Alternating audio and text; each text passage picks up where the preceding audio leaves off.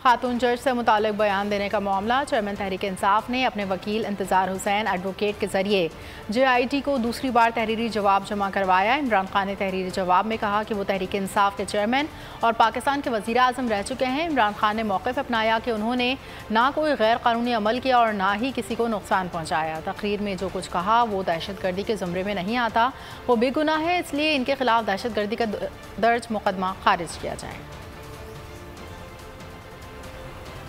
खातून जज से मुतालिक बयान देने का मामला। चेयरमैन तहरीक इंसाफ ने अपने वकील इंतजार हुसैन एडवोकेट के जरिए JIT को दूसरी बार तहरीरी जवाब जमा करवाया। इमरान खान ने तहरीरी जवाब में कहा कि वो तहरीक इंसाफ के चेयरमैन और पाकिस्तान के वज़ीर आज़म रह चुके हैं। इमरान खान ने मौक़िफ़ अपनाया कि उन्होंने ना कोई गैर कानूनी अमल किया और ना ही किसी को नुकसान पहुँचाया। तकरीर में जो कुछ कहा वो दहशतगर्दी के ज़ुमरे में नहीं आता, वो बेगुनाह है, इसलिए इनके खिलाफ दहशतगर्दी का दर्ज मुकदमा खारिज किया जाए।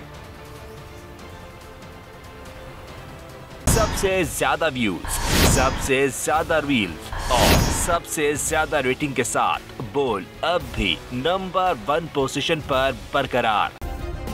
सब्सक्राइब करें और बेल दबाएं ताकि कोई खबर रह न जाए।